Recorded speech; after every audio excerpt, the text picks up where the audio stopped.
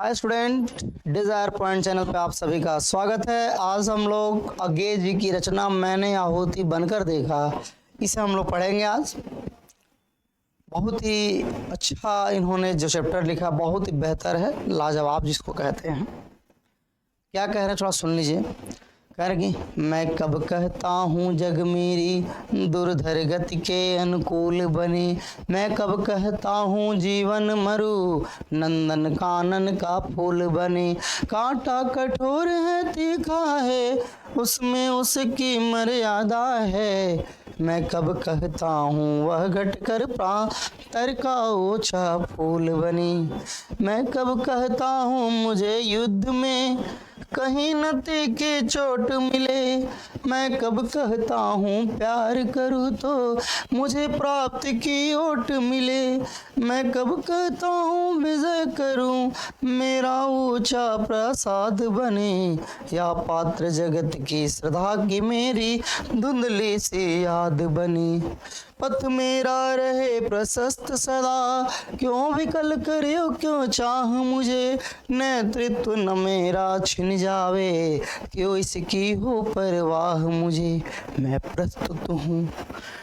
प्रस्तुत हूँ चाहे मिट्टी जनपद की धूल बने, फिर उस धूली का कण कण भी मेरा गतिरोधक सूल बने, अपने जीवन का रस देकर जिसको यत्नों से पाला है, क्या वह केवल अवसाद मलिन झरते आंसू की माला है, वे रोगी होंगे प्रेम जिन्हें अनुभव रस का कटु प्याला है, वे मुर्दे होंगे प्रेम जिन्हें सम्मोहनकारी हाला है, मैंने विग्ध हो जान लिया अंतिम रहस्य पहचान लिया, मैंने आहुति बनकर देखा यह प्रेम यज्ञ की ज्वाला है, मैं कहता हूँ मैं बढ़ता हूँ मैं नभ की चोटी चढ़ता हूँ, मैं कहता हूँ मैं बढ़ता हूँ मैं नभ की चोटी चढ़ता हूँ,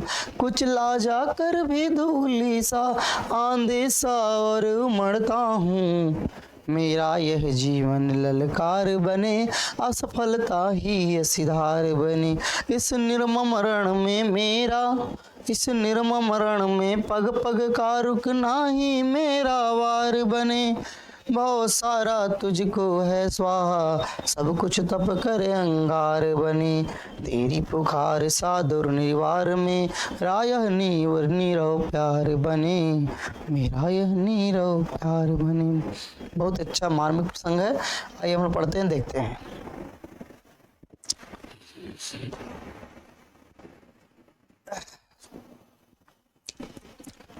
क्या कह रहे हैं? मैं कब कहता हूँ। देखिए अज्ञे जी क्या कह रहे हैं कि मैं कब कहता हूँ, कह रहे हैं कि मैं कब कहता हूँ अर्थात मैं इस बात को कभी नहीं कहता हूँ।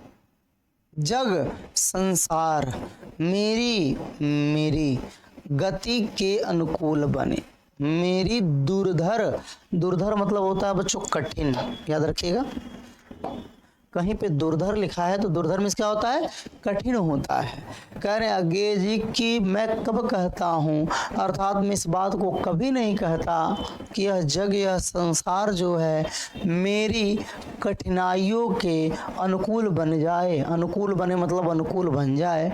अर्थात अज्ञे जी कह रहे हैं कि मैं इस बात को कभी नहीं कहता कि जिस प्रकार से मेरा जीवन कठिनाइयों से भरा हुआ है उसी प्रकार से संसार में रहने वाले प्रत्येक लोगों का जीवन कठिनाइयों से भर जाए, इस बात को मैं कभी नहीं कहता।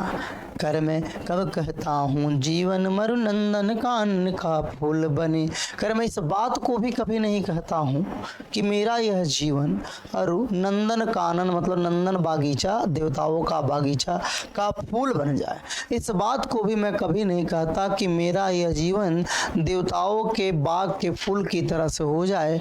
अर्थात जिस प्रकार से नंदन वन में देवताओं के बागीचे में फूल खिले रहते हैं, प्रसन्न रहते हैं, हमेशा सुखी रहते हैं, उसी प्रकार से मेरा जीवन भी फूलों के समान सुखी हो जाए, प्रसन्न हो जाए। इस बात को मैं कभी नहीं चाहता।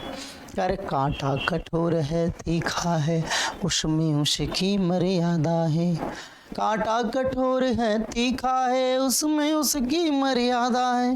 करे कांटा कठोर है, कांटा कठोर होता है, तीखा है, जब चुभेगा तो तीखा लगेगा, कष्ट तो देगा ही, उसमें उसकी मर्यादा है। इसी कारण से उस कांटे की क्या होती है, मर्यादा होती है। करे कांटा कठोर भी होता है, चुभने के बाद दर्द भी देता है, यही तो उस कांटे की मर्यादा होती है। हैं कि कांटा कठोर भी होता है, चुभता है तो दर्द भी देता है। इसी कारण से लोग उसे मर्यादा, लोग इसे रिस्पेक्ट देते हैं, लोग उसे इज्जत देते हैं। कांटा कहीं पे पड़ा हुआ है तो व्यक्ति साइड से निकल जाता है, चला जाता है, इसीलिए इज्जत देता है क्योंकि उसने अपने अस्तित्व को बना के रखा है। यदि अस्तित्व को ही ना बना के रखे तो लोग उसको सम्मान क्यों करेंगे, फूलों की तरह कुचल के चले जाएंगे। तो वही लिखा है, कांटा कठोर है तीखा है उसमें उसकी मर्यादा है। मैं कब कहता हूँ वह घटकर प्रांतर का ओछा फूल बने। करेगा मैं इस बात को कभी नहीं कहता हूँ कि वह घटकर अपने अस्तित्व को घटा ले और घटाकर प्रांतर का, प्रांतर मतलब जंगल का, ओछा मतलब तुच्छ नीच फूल बन जाए। मैं इस बात को कभी नहीं कहता। वह कांटा जो कठोर है, चुभने के बाद दर्द देता है, इसी कारण से लोग उसको इज्जत करते हैं। मैं इस बात को कभी नहीं कहता कि वह कांटा अपने अस्तित्व को घटा ले और घटाकर जंगल का तुच्छ नीचे फूल बन जाए, इस बात को मैं कभी नहीं कहता। कह रहे मैं कब कहता हूँ मुझे युद्ध में कहीं न तीखी चोट मिले। मैं कब कहता हूँ, कह रहे मैं इस बात को कभी नहीं कहता कि मुझे युद्ध में, मैं युद्ध करने जा रहा हूँ और इस युद्ध में मुझे कहीं ना मतलब नहीं, तीखी मतलब तीखा, चोट मतलब चोट मिले। मैं इस बात को कभी नहीं कहता कि मैं युद्ध क्षेत्र में जा रहा हूँ तो वहाँ मुझे कोई चोट ना लगे, मेरे ऊपर कोई प्रहार ना करे, किसी प्रकार का मुझे घाव ना लगे, कोई नुकसान ना पहुँचे। इस बात को कभी नहीं कहता। अर्थात इनके कहने का मतलब है कि मैं इस बात को कभी नहीं कहता कि मैं जो संसार रूपी युद्ध भूमि में जो मैं आया हूँ, इस जीवन में मुझे कोई कष्ट ही ना हो, कोई चोट ही ना पहुँचे, कोई नुकसान ही ना पहुँचे। इस बात को मैं कभी नहीं कहता। तो कहते क्या है, थोड़ा देखिए। मैं कब कहता हूँ प्यार करूँ तो मुझे प्राप्ति की ओट मिले। कर मैं कब कहता हूँ, मैं इस बात को कभी नहीं कहता। कर मैं इस बात को कभी नहीं कहता कि प्यार करूं, मैं यदि किसी से प्यार कर रहा हूं तो मुझे प्राप्ति की ओट मिले, उसके बदले में भी, उसके बदले में मुझे प्राप्ति मतलब प्राप्त ओट मतलब सहारा, उसके बदले में मुझे भी प्यार का सहारा मिले। इस बात को मैं कभी नहीं कहता। कह रहे अगे जी कि मैं इस बात को भी कभी नहीं कहता कि मैं किसी के लिए प्यार कर रहा हूँ और वो भी मुझे बदले में प्यार करे, इस बात को मैं कभी नहीं कहता। अर्थात मैं यदि किसी के लिए कोई उपकार कर रहा हूँ, किसी के लिए कोई उपहार दे रहा हूँ, उसके बदले में भी कोई मुझे उपहार दे, इस बात को मैं कभी नहीं कहता। मैं कब कहता हूँ विजय करूँ मेरा ऊंचा प्रसाद बने। मैं कब कहता हूँ, कर मैं इस बात को कब कहता हूँ कि विजय करूँ, मैं विजय हासिल करूँ, जीत हासिल करूँ और जीत हासिल करने के बाद मेरा ऊंचा प्रासाद बने। प्रासाद मतलब महल, मेरा महल सबसे ऊंचा बन जाए, इस बात को मैं कभी नहीं कहता। आगे जी कर मैं इस बात को कभी नहीं कहता कि मैं किसी के ऊपर अधिकार स्थापित करूँ, विजय स्थापित करूँ और स्थापित करने के बाद मेरा महल जो है सबसे ऊंचा बन जाए, इस बात को मैं कभी नहीं करता। या पात्र जगत की सदा की मेरी दुदली सी याद बने, या मैं इस पात्र बन जाऊं, इस लायक बन जाऊं कि यह संसार मुझे थोड़ा बहुत सदा के रूप में, धुंधले रूप में, हल्के फुल्के रूप में याद करे। इस बात को भी मैं कभी नहीं चाहता कि मैं कोई ऐसा काम करूं कि लोग धुंधले रूप में, हल्के फुल्के रूप में मुझे प्रेम के साथ लोग याद करे, इस बात को भी मैं कभी नहीं चाहता। ध्यान दीजिएगा, एक बार रिवाइज कर देता हूँ। मैं कब कहता हूँ जग मेरी दुर्दर्गति के अनुकूल बने। मैं कब कहता हूँ जीवन मरुनंदन कानन का फूल बने। कह रहे आगे जी कि मैं इस बात को कभी नहीं कहता हूँ कि यह संसार जिस प्रकार से मेरा जीवन कठिनाइयों से भरा, उसी प्रकार से संसार का जीवन भी कठिनाइयों से भर जाए। मैं इस बात को भी कभी नहीं कहता कि मेरा यह जीवन नंदन कानन के फूल के समान हो जाए। अर्थात मैं इस बात को कभी नहीं कहता कि मेरा यह जीवन जो है, मेरे जीवन में केवल सुखी सुख हो, किसी प्रकार का कोई भय ना हो, किसी प्रकार कोई निराशा ना हो, किसी प्रकार की कोई प्रॉब्लम ना हो, समस्या ना, इस बात को मैं कभी नहीं कहता। कांटा कठोर है तीखा है, उसमें उसकी मर्यादा है। मैं कब कहता हूँ अघटकर प्रांतर का ऊंचा भूल बने। अरे कांटा कठोर होता है, चुभने के बाद दर्द भी देता है, इसी कारण से लोग उसको इज्जत करते हैं। मैं इस बात को कभी नहीं कहता कि वह कांटा अपने अस्तित्व को घटा ले, या घटाकर प्रांतर का मतलब जंगल का तुच्छ फूल बन जाए, नीचा फूल बन जाए, जिसको कोई कुचल के निकल जाए। मैं कब कहता हूँ मुझे युद्ध में कहीं न तीखी चोट मिले। मैं इस बात को भी कभी नहीं कहता कि मैं युद्ध करने जा रहा हूँ, युद्ध में मुझे कोई चोट ना पहुँचे। अर्थात मैं इस बात को भी कहता हूँ, कभी नहीं कहता कि मैं इस संसार रूपी जो भूमि में जी रहा हूँ तो इस भूमि में मुझे कोई समस्या, कोई परेशानी ना हो, कोई दिक्कत ना हो, कोई कष्ट ना हो। इस बात को भी मैं कभी नहीं कहता। मैं कब कहता हूँ प्यार करो तो मुझे प्राप्ति की ओट मिले। मैं इस बात को भी कभी नहीं कहता। मैं किसी के लिए कोई प्यार कर रहा हूँ तो उसके बदले मुझे भी प्यार मिले। इस बात को भी मैं कभी नहीं कहता। मैं कब कहता हूँ विजय करूँ मेरा ऊंचा प्रसाद बरे। मैं इस बात को भी कभी नहीं कहता कि मैं किसी के ऊपर विजय हासिल कर रहा हूँ, किसी के ऊपर जीत हासिल कर लूँ, और हासिल करने के बाद जो है संसार की में मेरा महल सबसे ऊंचा बन जाए और मेरे महल की सुंदरता के आगे सारी सुंदरताएं विस्मरणीय हो जाए, फेल हो जाए, असफल हो जाए, उनके कोई मोल ना हो जाए। इस बात को भी मैं कभी नहीं कहता। या पात्र जगत की श्रद्धा की मेरी धुंधली सी याद, मैंने इस बात को भी मैं कभी नहीं कहता कि मैं इस लायक बन जाऊं कि लोग धुंधले रूप में, हल्के फुल्के रूप में मुझे याद करें। इस बात को भी मैं कभी नहीं कहता। देख रहे हैं कितनी अच्छी लाइन है, क्या क्या इन्होंने कहा। इस एग्जाम में आपको पूछता है कि प्रसाद का पर्यायवाची लिखिए, पूछेगा प्रसाद का अर्थ बताइए। तो महल क्या होता है? प्रसाद मीन्स महल होता है, याद रखना है आपको। कोई पूछता है कि what is the meaning of prasad, तो आपको बताएंगे प्रसाद मीन्स होता है महल, महल को बोलते हैं प्रसाद। दूसरा क्वेश्चन और क्या पूछा जा सकता है? पूछा जाएगा कि दुर्धर मतलब क्या होता है? कठिनाइयाँ। नंदन कानन, नंदन बागीचा, देवताओं का बागीचा बताएंगे आप लोग।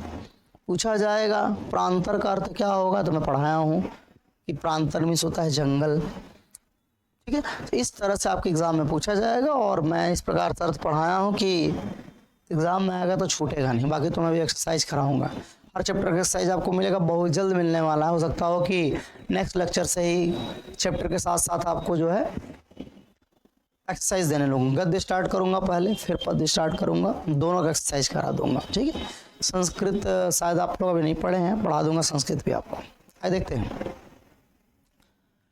पथ मेरा रहे प्रशस्त सदा, क्यों विकल करे यह चाह मुझे, नेतृत्व न मेरा छिन जावे, क्यों इसकी हो परवाह मुझे।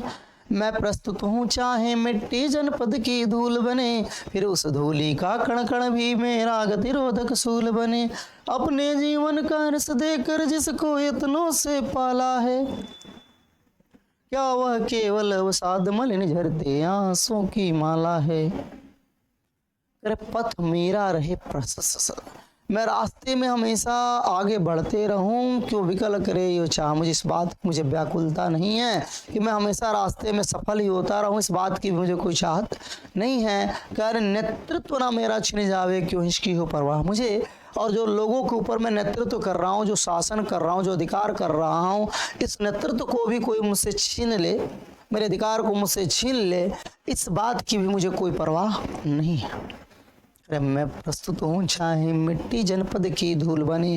अरे मैं प्रस्तुत हूँ, मैं हर तरह से प्रस्तुत हूँ, हर तरह से तैयार हूँ। चाहे मरने के बाद मैं मिट्टी में, अपने जनपद में, अपने देश के मिट्टी में, मातृभूमि में मिल जाऊँ, धूल बन जाऊँ। धूल बनने के बाद भी मैं मिट्टी के साथ मिलने के बाद भी, मिट्टी में समाने के बाद भी, अर्थात मेरा देह जलने के बाद जब मिट्टी बनेगा तो मिट्टी बनकर भी मैं अपने देश की सेवा करने के लिए, अपने जनपद की सेवा करने के लिए, अपने जिले की सेवा करने के लिए मैं तैयार हूँ। फिर उस धूली का कणकण भी मेरा गतिरोधक सूल बने।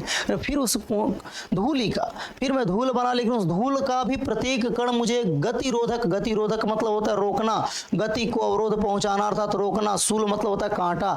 कह रहे फिर मैं धूल बनने के लिए, जो देश की सेवा करने के लिए, जो मैं धूल बनने के लिए तैयार हूँ, फिर उस धूल का प्रत्येक कण भी मुझे रोकने के लिए कांटों के समान व्यवहार कर रहा है, अर्थात कांटों के समान मुझे रोकने का प्रयास कर रहा है। फिर भी मैं अपने इस मिट्टी की अर्थात मातृभूमि की सेवा करने के लिए तैयार हूँ। कर अपने जीवन का रस देकर जिसको यत्नों से पाला है। कर अपने जीवन का रस देकर, मैंने अपने जीवन के रस को देकर, अपने जीवन के सुखों को देकर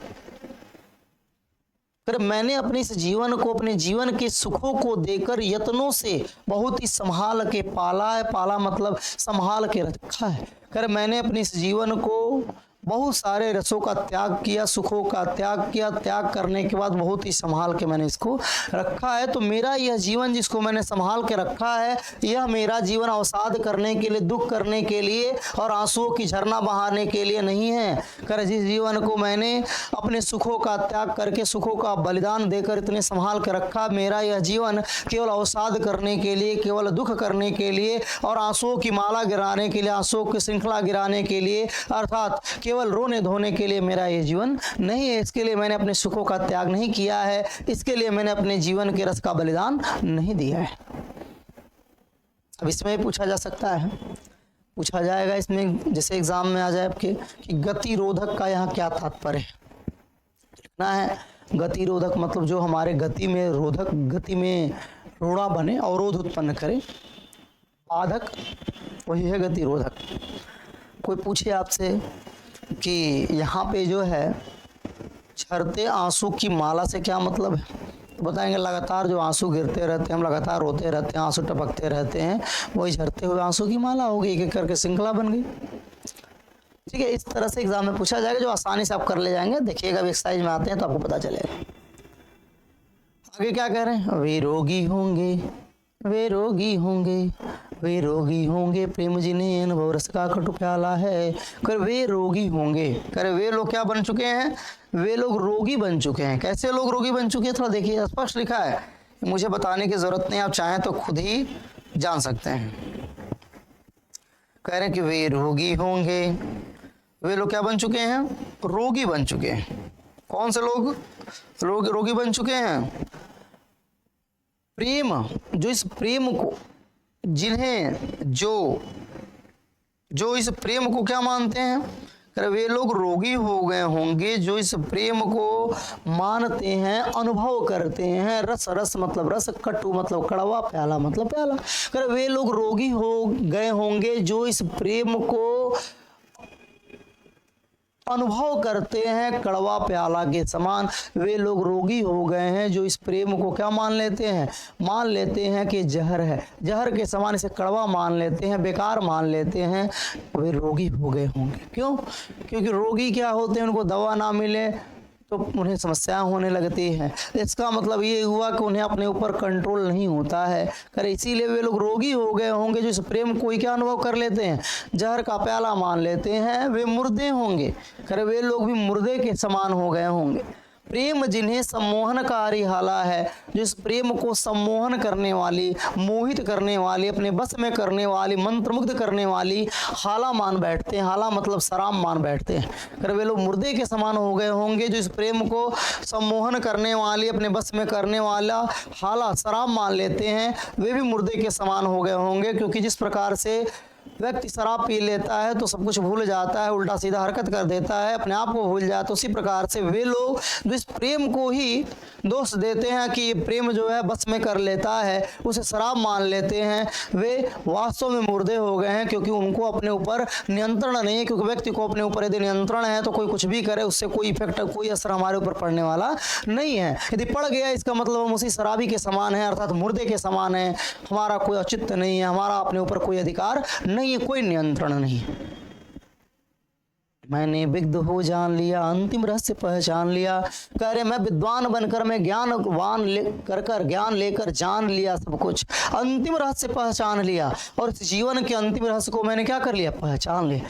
कह रहे मैं ज्ञान के द्वारा इस बात को अच्छी तरह से जान गया हूँ और जीवन के अंतिम रहस्य को पहचान गया हूँ। मैंने आहुति बनकर देखा, कह रहे कि मैं अपने आप को आहुति बनाया। जिस प्रकार से आहुति, जैसे हम पूजा पाठ करते हैं, हवन करते हैं, तो हवन समय हम क्या करते हैं, आहुति को हम यज्ञशाला में भस्म करते हैं। पंडित जी मंत्र बोलते हैं स्वाहा, तो हम स्वाहा करते हैं। लेकिन यहाँ पे क्या करें, मैं खुद अपने आप को आहुति बनाया।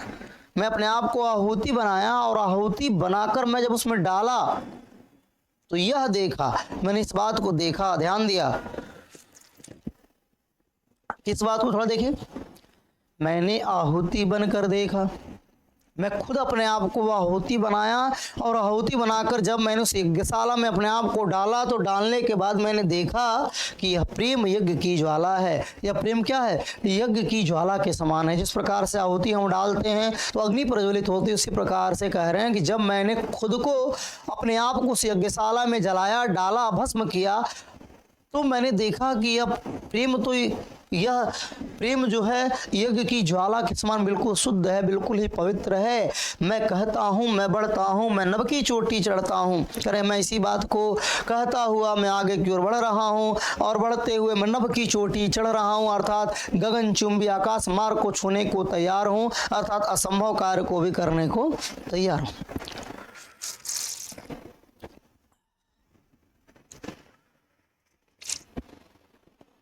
अब इसी में पूछा जा सकता है, यहाँ पे मुर्दा क्यों कहा गया है? अज्ञेय जी ने मुर्दे होने का प्रसंग प्रेम से क्यों जोड़ा है? वही जो समझाया वही आपको लिख देना है कि भाई मुर्दा व्यक्ति को कोई इमोशन नहीं होता, कुछ होता नहीं है, उसके अंदर जान नहीं होता है, तो कुछ भी करें। तो उसी प्रकार से यदि हम शराब की तरह धुत होकर सो गए हैं, इसका मतलब हम अपने आप पे कंट्रोल नहीं, मुर्दा हो गए। करके वे जो इस प्रेम को मान लेते हैं कि प्रेम हमें अपने बस में कर लेता है। कोई चीज़ हमें बस में कर लिया, कैसे कर लेगा? नहीं करेगा।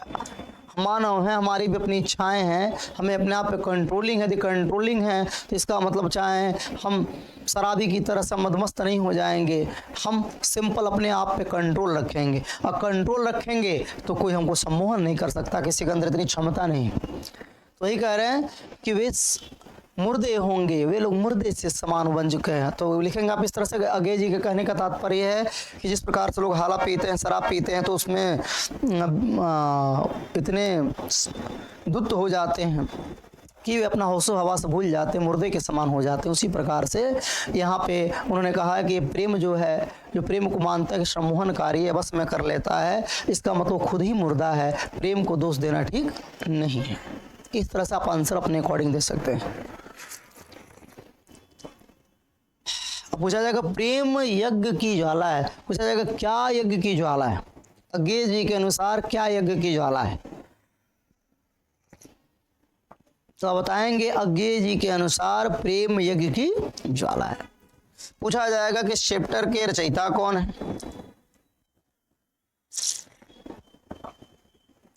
पूछा जाएगा इस चैप्टर के रचयिता कौन है? आपको बताना पड़ेगा इस चैप्टर के रचयिता सच्चिदानंद हीरानंद वात्स्यायन अज्ञेय जी हैं।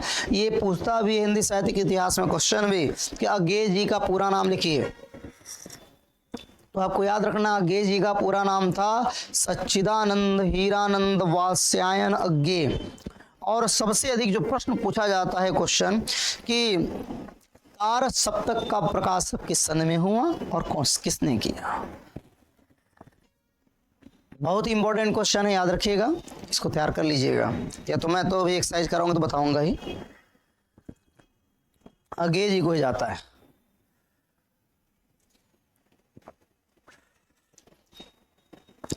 आइए देखते हैं। जो उम्मीद है कितना आपको समझ में आ गया होगा, कहीं दिक्कत होगा बताइएगा।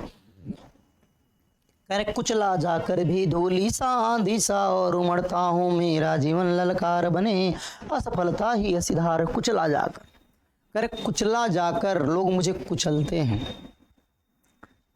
भी धूली सा, कुचले जाने के बाद भी धूली सा, धूल के समान। करे लोग जब चलते हैं तो धूल को कुचलते हैं, उसी प्रकार से लोग इस संसार में जब आए, मैं भी जब जन्म लिया, जन्म लेने के बाद तमाम तरह से लोगों ने मुझे कुचला, तमाम तरह से परेशान किया, तमाम तरह की समस्याएं, हर प्रकार की दिक्कतों का मैंने सामना किया। कुचलने के बाद भी लोगों ने मुझे कुचला, शोषण किया, लेकिन कुचलने के बाद भी मैं क्या किया? जिस प्रकार से धूल को लोग कुचलते हैं, लेकिन वही धूल जब आंधी आती है तो आंधी आने पर वही मनुष्य के माथे पर उमड़ घुमड़ के चढ़ जाता है, मस्तक पे चढ़ जाता है, ललाट पे चढ़ जाता है। उसी प्रकार से मुझे भी लोगों ने कुचला, लेकिन मैं कुचले जाने के बाद भी धूल के समान उड़ता रहा, मचलता रहा, काम करता रहा, और एक दिन सबसे ऊपर चढ़ के बैठ गया। मेरा जीवन ललकार बनी। क्या करें? मेरा जीवन ललकार बने। करें मेरा यह जीवन ललकार बन जाए। असफलता ही असीधार बने, और मेरे जीवन में जो असफलता आ रही है, मेरे जीवन में जो मैं असफल हो रहा हूं, असी असी मतलब होता है तलवार, असी मीन्स तलवार, तलवार की धार बन जाए और मेरा यह जीवन ललकार बन जाए, और मेरे जीवन में जो असफलताएं आ रही हैं वो असफलताएं तलवार की धार बन जाए। इस निर्मम रण में पग पग का रुकना ही मेरा वान बने। इस निर्मम, इस निर्दयी रण में मतलब युद्ध भूमि में, पग पग का मतलब हर पग पे जो मैं रुक रहा हूँ, असफल हो रहा हूँ, मेरा वार बने, वही मेरा क्या बन जाए, वार बन जाए। इस निर्दयी संसार में, इस निर्मम संसार में मैं पग पग पर जो रुक रहा हूँ, पग पग पे जो असफल हो रहा हूं, मेरे लिए वही वार बन जाए। क्योंकि तलवार की धार जब बनेगा, उसी से वार करेंगे तो क्या हो जाएगा, सफलता कटेगी तो सफलता मिल जाएगी। अगर मैं पग पग पे जो मैं रुक रहा हूं, सफलता प्राप्त कर रहा हूं, वही मेरे लिए वार बन जाए। तलवार की धार से वही क्या हो जाए, वार हो जाए। भव सारा तुझको है स्वाहा। आगे जी क्या करे, हे भव, हे संसार, भव सारा तुझको है स्वाहा, सारा सब कुछ तुझको आपको है स्वाहा। हे संसार, हे मातृभूमि, मैं सब कुछ आपके अंदर क्या कर दिया, स्वाहा कर दिया, समर्पित कर दिया, निछावर कर दिया, डिवोट कर दिया। सब कुछ तप कर अंगार बने, क्योंकि मैं चाहता हूं कि मैं सब कुछ आपके अंदर तपा देना चाहता हूं। तपाने के बाद जिस प्रकार से अग्नि में सब कुछ जल के पवित्र हो जाता है, उसी प्रकार से मैं भी अपने आप को जलाकर, उन अंगार के लपटों में जलाकर, तपाकर अपने आप को पवित्र कर देना चाहता हूं। और तेरी पुकार सा दुर्निवार मेरा यह नीवरा प्यार बने। मैं चाहता हूं कि जिस प्रकार से लोग तुम्हें प्रेम के साथ याद करते हैं, उसी प्रकार से मुझे भी करें। हे मातृभूमि, मेरी बस इतनी ही इच्छा है, इससे अधिक मेरी कोई इच्छा नहीं है। तो बहुत ही अच्छा चैप्टर है, जबरदस्त चैप्टर है, इंस्पायरिंग चैप्टर है। आप ढंग से पढ़िए। अब एक्सरसाइज में मैं पैसेजों को फिर से रिवाइज करूंगा, रिवाइज करके ही मैं एक्सरसाइज कराऊंगा, चाहे वो गद्य का हो चाहे वो पद्य का हो। इसलिए चैप्टर को पहले ढंग से आप पढ़ लीजिए, जिससे कि आपको कोई प्रॉब्लम ना हो। तो आज के लेक्चर में बस इतना ही। आज हमारा मैंने आहुति बनकर जो शीर्षक था, ये शीर्षक आज हम लोगों ने कंप्लीट कर लिया। कुछ आपको मैं टिप्स दे दूं। थोड़ा सा टिप्स ये है कि बच्चों, आपका एग्ज़ाम अब करीब आने वाला है, अक्टूबर चलेगा, नवंबर, दिसंबर, जनवरी, फरवरी में पेपर होगा।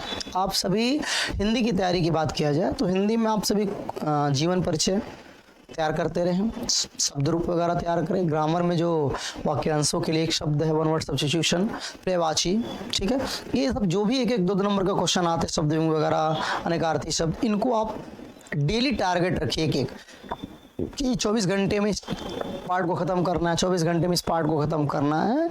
और उसको नवंबर तक, हर हाल में 15 नवंबर तक आप कोशिश कीजिए कि हिंदी को पूरा तैयार करके साइड कर दीजिए। पद की बात है तो मैं पढ़ा ही रहा हूँ, एक्सरसाइज में कराऊंगा ही, तो अलग से कुछ करने की ज़रूरत नहीं है। थोड़ा बहुत प्रयास करेंगे, वो अपने आप तैयार हो जाएगा। गद्य अपने आप तैयार हो जाएगा। संस्कृत में क्लास में ही तैयार करा दूंगा। तो आपको ग्रामर सेक्शन में थोड़ा सा क्या करना है, एक एक नंबर वाले जो क्वेश्चन आते हैं उसको आप रटिए, वो आपको ही करना है। शब्द रूप है, तो ये सब चीज़ें आप करना। निबंध लिखने का एक छोटा सा प्रयास कीजिए। डेली कम से कम किसी चीज़ पे सोचिए। जैसे मान लीजिए आपने सोचा विद्यालय पे लिख डाला, लेकिन अपने मन से, गाइड की भाषा नहीं।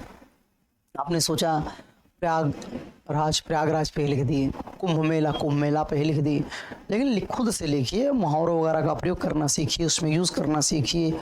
तो धीरे धीरे आप देखेंगे कि आपकी लेखनी जो है अपने आप और अच्छी होती जाएगी और निबंध आप बेहतर लिख ले जाएंगे। तो ये मेरा छोटा टिप्स था, जिसके द्वारा आप हिंदी में बेहतर नंबर ला सके, अपने आप को बेहतर बना सके। तो मैं चलता हूँ, फिर मिलते हैं हम लोग नेक्स्ट एपिसोड में, नेक्स्ट लेक्चर में। आप सभी कैसे खिलखिलाते, मुस्कुराते, स्माइल करते हुए चेहरे के साथ डिज़ायर पॉइंट के नेक्स्ट एपिसोड में। तब तक के लिए बहुत बहुत धन्यवाद।